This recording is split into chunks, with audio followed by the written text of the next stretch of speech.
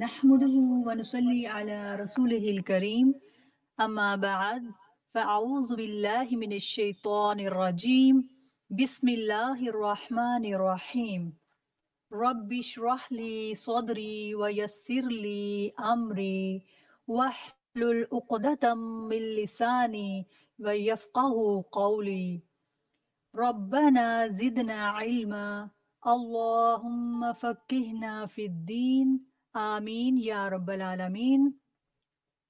میری پیاری سسٹرز، السلام علیکم ورحمۃ اللہ وبرکاتہ۔ کیسی ہیں آپ سب؟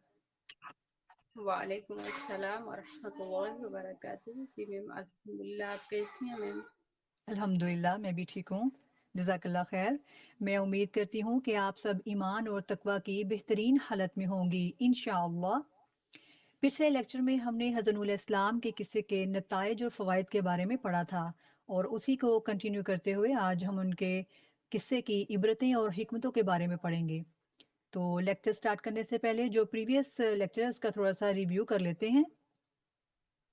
پچھلے لیکچر میں ہم نے پڑھا کہ حضرت نوح علیہ السلام نے اللہ کے دین کی تبلیغ کیسے کی اور اللہ کے دین کی طرف قوم کو کس طرح سے بلایا، اور اس کے بدلے میں ان کو کن کن مشکلات کا سامنا کرنا پڑا۔ قوم نے آپ کا مذاق بھی اڑایا اور آپ نے ان تمام معاملات پر کیسے صبر اور بہت نرمی کا مظاہرہ کیا۔ پھر قوم کو آپ نے اللہ کی بے شمار نعمتوں اور احسانات کی یاد دہانی بھی کرائی، اور اس تبلیغ کے سفر میں آپ نے کیسے اپنی بیوی اور اپنے بیٹے کی جدائی کا غم برداشت کیا۔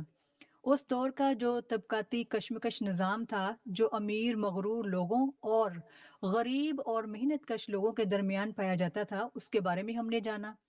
اور نیکسٹ ہم نے یہ پڑھا کہ ایمان کے بغیر رشتہ داری یا قرابت داری کچھ فائدہ مند ثابت نہیں ہو سکتی۔ ٹھیک ہے، آج اسی کو کنٹینیو کرتے ہوئے نیکسٹ پوائنٹس میں ہم عبرتیں اور حکمتوں کے بارے میں بھی جانیں گے۔ ٹھیک ہے، اب شروع کرتے ہیں۔ حق اور باطل کی مارکا آرائی، یعنی حق اور باطل، یہ کہ سچ اور جھوٹ کے درمیان جنگ کے حالات کا پیدا ہو جانا۔ جب حضرت علیہ السلام کے اس قصے کو ہم نے پڑھا تو اس میں جانا کہ جیسے ہی انہوں نے اللہ تعالیٰ کی عبادت کی طرف لوگوں کو بلایا تو سارا معاشرہ ان کے خلاف ہو گیا۔ امراء اور رؤسائے قوم ان کے دشمن بن گئے اور آپ کو طرح طرح کی اذیتیں اور تکالیف پہنچانا شروع کر دی۔ حق باطل کو قبول کرنے والوں کو اذیتیں دینا اور ان کی زندگی گزارنا یا زندگی کو جینا مشکل بنا دینا ان امراء اور ان کے چیلوں کا محبوب مشغلہ بن گیا تھا۔ یعنی وہ لوگ آپ کو اور آپ کے جو چند ساتھی تھے ان کو طرح طرح کی اذیتیں پہنچاتے اور بہت خوشی محسوس کرتے۔ اس طرح حق اور باطل کی طویل مارکہ آرائی شروع ہو گئی۔ ہمیں دیان حق کو اور میدان دعوت و ارشاد میں پیش آنے والی مشکلات اور اس کی راہ میں ملنے والی تکالیف کو صبر و تحمل سے برداشت کرنا چاہیے، اور اپنے مقصد یا اپنے مشن کو پورے عزم سے جاری رکھنا چاہیے، کیونکہ حق و باطل کی یہ جنگ ازل سے شروع ہوئی ہے اور اب تک رہے گی۔ جب تک حضرت آدم علیہ السلام کے حق گو بیٹے زندہ ہیں، ابلیس کے کارندوں سے یہ مارکہ یا یہ جنگ جاری رہے گی۔ اس لیے دعوت و توحید کا یہ کارواں کبھی رکنا نہیں چاہیے، بلکہ اس کارواں کو اپنے رہبر اور رہنما جد الانبیاء نوح علیہ السلام کے اس اسوہ مبارک سے ہمیں رہنمائی ہمیشہ سے لیتے رہنا چاہیے، جو کہ عظیم حوصلے، صبر و تحمل، استقامت و استقلال اور عزم و ثبات سے عبارت ہے۔ قدر و قیمت عزم و ہمت میں ہے، نہ کہ کثرت میں۔ ہم نے اس میں دیکھا کہ حضرت علیہ السلام نے اس طویل جد و جہد میں مسلسل دعوت توحید پر منحصر جتنی بھی کوششیں کی، ان کے باوجود صرف 80 افراد جو تھے وہ ایمان لائے، اور باقی کفر و شرک، عناد، ضد اور غرور و تکبر میں ہی غرق رہے۔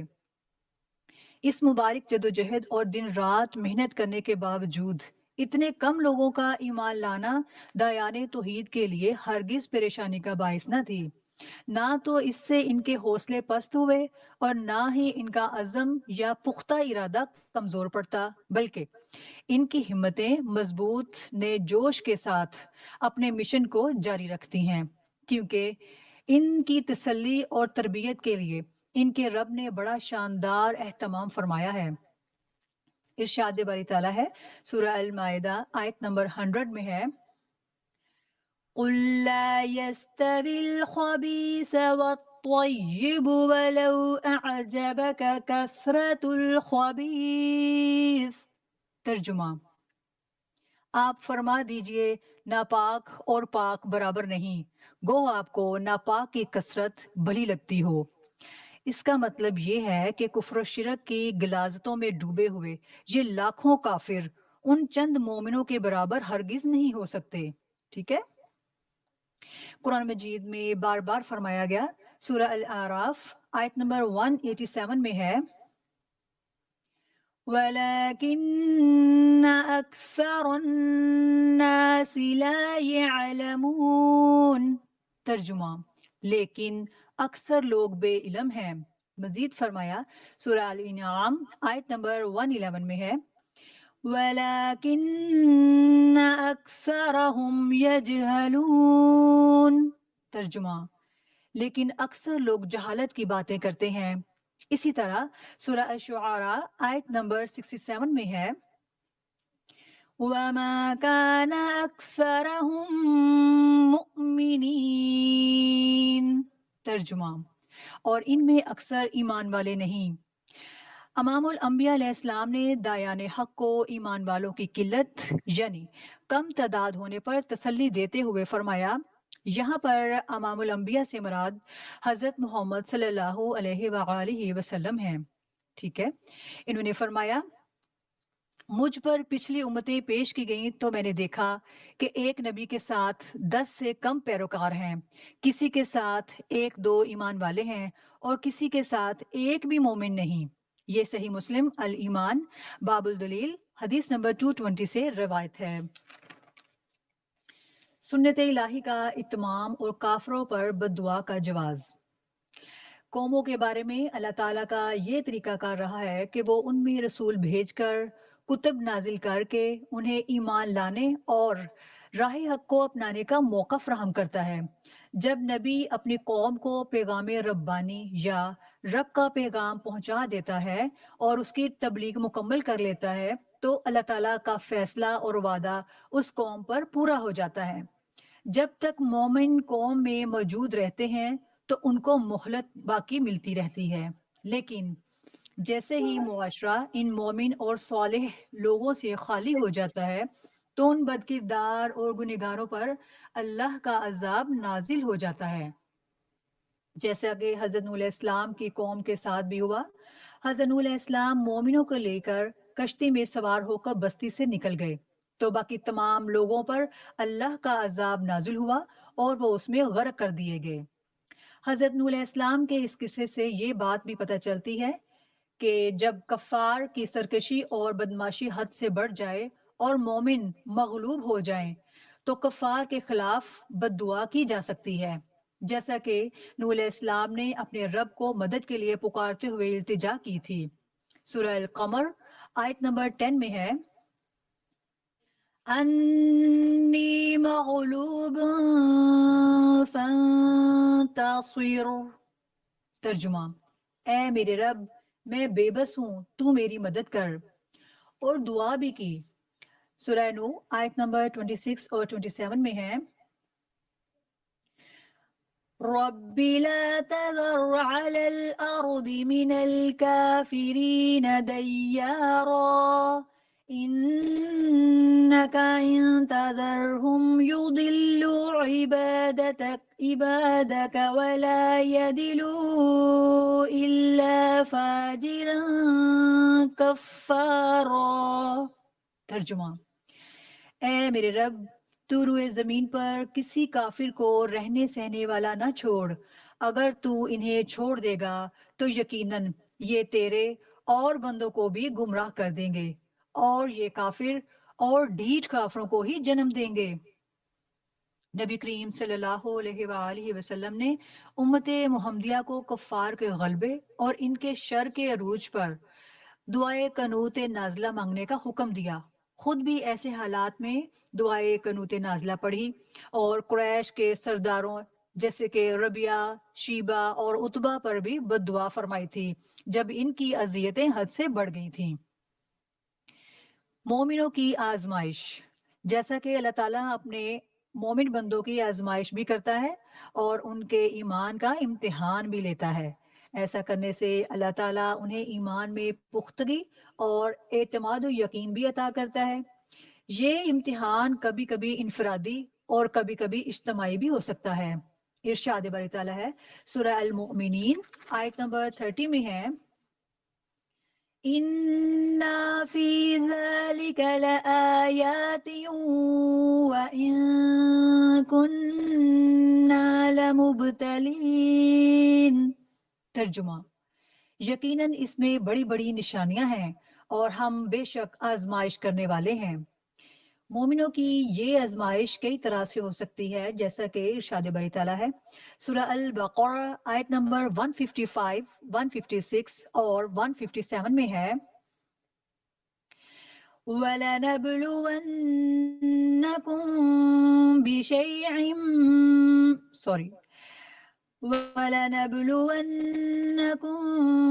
بِشَيْءٍ من الخوف والجوع ونقص من الأموال والأنفس والثمرات وبشر الصابرين الذين إذا أصابتهم مصيبة قالوا إنا لله وإنا إليه راجعون أولئك عليهم صلوات من ربهم ورحمة وَأُولَئِكَ هُمُ الْمُهْتَدُونَ. ترجمہ: اور ہم کسی نہ کسی طرح تمہاری آزمائش ضرور کریں گے، دشمن کے ڈر سے، بھوک پیاس سے، مال و جان اور پھلوں کی کمی سے، اور ان پر صبر کرنے والوں کو خوشخبری دے دیجیے جنہیں جب کوئی مصیبت آتی ہے تو کہہ دیا کرتے ہیں کہ ہم خود اللہ تعالیٰ کی ملکیت ہیں اور ہم اسی کی طرف لوٹنے والے ہیں. ان پر ان کے رب کی طرف سے نوازشیں، عنایتیں اور رحمتیں ہیں اور یہی لوگ ہدایت یافتہ ہیں. اس کے برعکس کفار کو اللہ تعالیٰ مہلت دیتا ہے لیکن وہ اپنے دنیاوی مال و دولت، شان و شوکت میں مگن رہتا ہے حتیٰ کہ انہیں عذاب الہی یا اللہ کا عذاب چاروں طرف سے گھیر لیتا ہے اور وہ دنیا آخرت میں عظیم خسارے سے یا نقصان سے دوچار ہو جاتے ہیں. ٹھیک ہے. بری صحبت کا انجام ہمیشہ برا ہی ہوتا ہے. ٹھیک ہے. حضرت نوح علیہ السلام کا بیٹا آغوش نبوت میں پرورش پانے کے باوجود ایمان نہ لایا اور آخرکار عبرتناک انجام سے دوچار ہو گیا. اگر اس واقعے کی گہرائی میں جائیں تو معلوم ہوگا کہ یہ بری صحبت کا انجام بد ہی تھا، کیونکہ حضرت نوح علیہ السلام کا بیٹا کافروں کے ساتھ رہنے کی وجہ سے ایمان قبول نہ کر سکا اور کافروں کے جو طور طریقے تھے، عقائد و اعمال تھے، ان پر وہ کاربند ہو گیا. ٹھیک ہے. ان کی بری صحبت ان کے لیے زہر قاتل ثابت ہوئی اور اس کا انجام رسوائی اور ذلت کی صورت میں ان کو ملا. لہٰذا ہمیشہ بری صحبت سے بچنا چاہیے، بچنے کی کوشش کرتے رہنا چاہیے اور نیک لوگوں کی صحبت اختیار کرنی چاہیے. رسول اکرم صلی اللہ علیہ وآلہ وسلم نے نیک لوگوں کی صحبت اختیار کرنے کی ترغیب دی اور برے لوگوں کی صحبت سے ڈراتے ہوئے ایک خوبصورت مثال بیان فرمائی. آپ صلی اللہ علیہ وآلہ وسلم نے فرمایا، نیک ساتھی اور برے ساتھی کی مثال کستوری بیچنے والے اور بٹی دھونکنے والے کی سی ہے. کستوری بیچنے والا تمہیں تحفہ میں خوشبو دے گا، تم اس سے خرید لو گے یا کم از کم تمہیں اس سے بہترین خوشبو آئے گی، جبکہ بٹی میں پھونکے مارنے والے یعنی آگ جلانے والا یا تو تمہارے کپڑے جلائے گا یا تمہیں اس سے بدترین بو آئے گی۔ یہ صحیح مسلم حدیث نمبر 2628 سے روایت ہے۔ اس لیے ہمیں نیک لوگوں کے ساتھ اپنے تعلقات کو مضبوط کرنا چاہیے، قائم رکھنا چاہیے، جبکہ برے لوگوں کی محفل اور مجالس سے ہمیں کنارہ کشی ہی اختیار کرنی چاہیے۔ اسی میں ہمارے دین و دنیا کی عافیت یا بھلائی چھپی ہوئی ہے۔ ٹھیک ہے۔ استقلال و استقامت۔ استقلال کے معنی ہے مضبوطی سے، اور استقامت کا مطلب ہے ثابت قدمی سے، یعنی دین کے راستے میں مضبوطی اور ثابت قدمی کا لازم ہو جانا یا شرط ہو جانا۔ ٹھیک ہے۔ دعوت حق کی کامیابی اور کامرانی کے لیے صبر و تحمل، برداشت، استقلال و استقامت بنیادی شرط ہے۔ دایان توحید کے راستے میں آنے والی مشکلات، ساتھیوں کی قلت، تنگ دستی کو کبھی بھی خاطر میں نہیں لانا چاہیے، کیونکہ مومن جتنا بھی کمزور ہو اور اس کا دشمن کتنا بھی مضبوط کیوں نہ ہو، بالآخر کامیابی مومن کے حصے میں آتی ہے، اور کافر اپنے مہلک ہتھیاروں، کاریگر جو چالیں ہوتی ہیں ان کے ساتھ اور بے پناہ وسائل کے باوجود ناکام اور نامراد ہی رہتا ہے۔ شرط یہ ہے کہ مومن اپنے رب پر مکمل بھروسہ کرے اور صبر کا دامن تھام کے رکھے، اور راہ حق میں آنے والی مشکلات کے سامنے سینہ سپر ہو جائے۔ ٹھیک ہے، ان کو اچھے سے برداشت کرنے والا بن جائے، مضبوط اس کا دل ہو جائے جو آنے والی مشکلات کو اچھے سے برداشت کر سکے۔ پھر اسے اللہ تعالیٰ کی مدد حاصل ہوگی اور وہ اپنے دشمن پر غالب آ جائے گا یا حاوی ہو جائے گا۔ ارشاد باری تعالیٰ ہے سورہ الروم آیت نمبر 47 میں ہے، وَكَانَ حَقًّا عَلَيْنَا نَصْرُ الْمُؤْمِنِينَ۔ ترجمہ، اور ہم پر مومنوں کی مدد کرنا لازم ہے۔ کافر چونکہ اللہ تعالیٰ کی مدد سے محروم ہوتا ہے، بلکہ عذاب ان کو چاروں طرف سے گھیرے ہوئے ہوتا ہے، اس لیے ناکامی، ذلت، رسوائی اسی کا مقدر بنتی ہے۔ اللہ تعالیٰ کفار کی دنیا و آخرت میں بربادی کی خبر دیتے ہوئے فرماتا ہے، سورہ آل عمران آیت نمبر 56 میں ہے،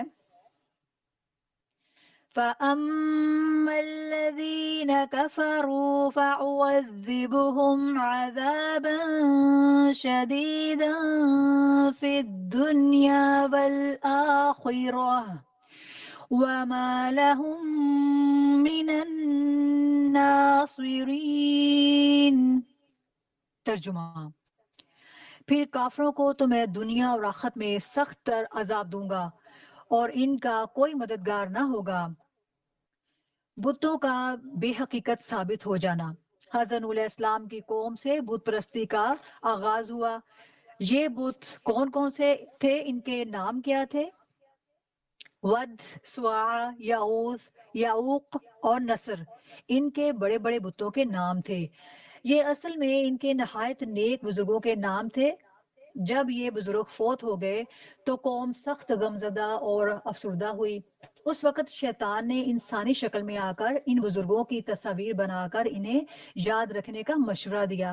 جب یہ نسل ختم ہو گئی تو بعد میں آنے والوں کو شیطان نے یہ کہہ کر شر میں مبتلا کر دیا کہ تمہارے آباء و اجداد تو انہی کی عبادت کیا کرتے تھے، تو اسی طرح ان کی تصاویر کی عبادت کرنا شروع ہو گئی۔ جیسے اس معاملے کو بہت زیادہ عروج ملا کہ عرب قوم کے اکثر قبائل بھی انہی بتوں کو پوجنے لگ گئے۔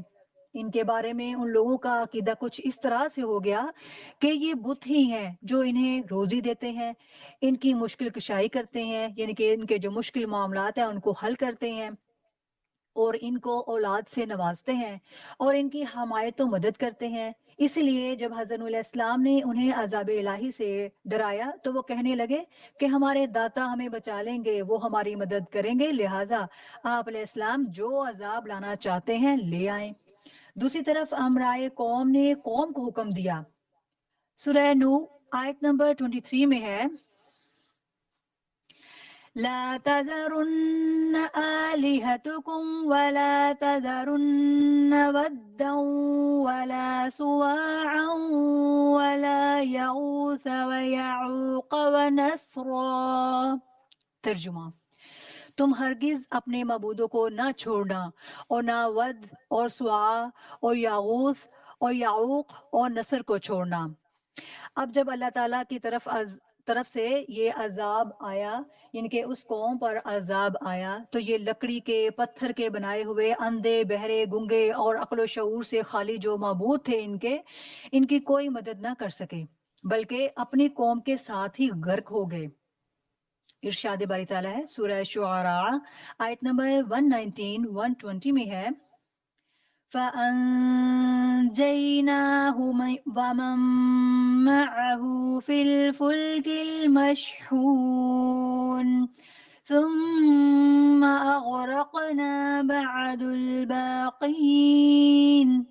ترجمہ: چنانچہ ہم نے اسے اور اس کے ساتھیوں کو بڑی کشتی میں سوار کرا کر نجات دے دی، بعد ازاں باقی تمام لوگوں کو ہم نے ڈبو دیا۔ جس طرح قوم نوح علیہ السلام کے بت کی یہ جو حقیقت سامنے آ گئی کہ یہ کسی کام کے نہیں ہے، کسی قسم کی مدد نہیں کر سکتے انسان کی، ٹھیک ہے، ان سے مدد مانگنا بالکل بیکار ہے، کم عقلی ہے، ٹھیک ہے۔ اسی طرح برصغیر کے ہندوؤں کی جو سومناتھ کے مندر تھے، وہاں پہ رکھے گئے جو بت تھے وہ سلطان محمود غزنوی کے ہاتھوں پاش پاش کر دیے گئے، ٹھیک ہے، یعنی کہ ان کے ٹکڑے ٹکڑے کر دیے گئے۔ اور ان کے جو پجاری تھے، پجاری ہندو جو کہ ان کی جو پوجا کرتے تھے، ان کے بھی ٹکڑے کر دیے گئے، مگر ان کی مدد کے لیے کوئی بھی نہ آیا اور ان کی تباہی پر کسی نے آنسو تک نہ بہائے، ٹھیک ہے۔ طوفان نوح کے آثار: اللہ تعالیٰ نے حضرت نوح علیہ السلام کی نافرمان کافر قوم کو طوفان سے تباہ و برباد کر دیا، جبکہ مومنوں کو اللہ تعالیٰ نے اپنی خاص رحمت فضل و کرم سے محفوظ و معمون رکھا۔ تاریخ کے علماء نے اس طوفان کے آثار تلاش کرنے اور اس قوم کے باقیات کو ڈھونڈنے کی کوشش تک نہ کی، بلکہ اسے ایک ناممکن اور محال معاملہ تصور کیا جاتا تھا، ٹھیک ہے۔ 1920 میں سر لیونارڈ کی سربراہی میں ایک ٹیم نے عراق میں آثار قدیمہ کی تحقیق کی اور کھدائی کرنا شروع کی۔ یہ ٹیم برطانیہ کے میوزیم اور امریکہ کی ایک یونیورسٹی کے محقق پر مشتمل تھی۔ اس نے اور کے شمال میں واقع شہر تل عابید میں کھدائی کی تو انہیں وہاں پر کافی گہرائی میں کیے گئے چکنی مٹی کے برتن ملے، مورتیاں ملی اور دیگر آلات ملے جو کہ عہد قدیم میں تباہ ہوئے تھے۔ جب لیبارٹری میں ان معاملات کا ٹیسٹ کیا گیا تو یہ بات سامنے آئی کہ اس علاقے میں بہت پہلے کوئی زبردست قسم کا طوفان آیا تھا اور اس کی اونچائی کم از کم 25 فٹ تھی، جبکہ تورات میں اس طوفان کی اونچائی 26 فٹ بیان کی گئی ہے۔ سر لیونارڈ کا یہ خیال بھی ہے کہ اس طوفان سے ساری دنیا تباہ نہیں ہوئی تھی، بلکہ یہ طوفان دجلہ اور فرات کی وادی میں آیا تھا، جس نے پہاڑوں اور صحرا کے درمیان کے جو علاقے تھے ان کو ملیا میٹ کر دیا تھا، ٹھیک ہے۔ جبکہ قرآن کے عموم سے پتہ چلتا ہے کہ یہ سیلاب اور طوفان پوری دنیا پر آیا تھا۔ حضرت نوح علیہ السلام کا جو یہ قصہ ہے آج اپنے اختتام کو پہنچا۔ آج کا ہمارا سبق یہیں تک تھا۔ ملتے ہیں نئی ویڈیو میں نئے لیکچر کے ساتھ جو کہ حضرت ہود علیہ السلام کے بارے میں ہوگا۔ تب تک اپنا خیال رکھیے، دعاؤں میں یاد رکھیے اور اس کلاس کے ساتھ اسی طرح محبت اور توجہ کے ساتھ جڑے رہیے، اس دعا کے ساتھ کہ اللہ تعالی ہم سب کو دین کے کاموں میں ثابت قدمی، شوق اور محبت سے بڑھ چڑھ کر حصہ لینے والا بنائے اور زیادہ سے زیادہ نیکیاں کمانے والا بنائے، اور ہمارے ذریعے اللہ تعالیٰ پوری دنیا میں دین کو ترقی دے، آمین یا رب العالمین۔ والسلام علیکم ورحمۃ اللہ وبرکاتہ۔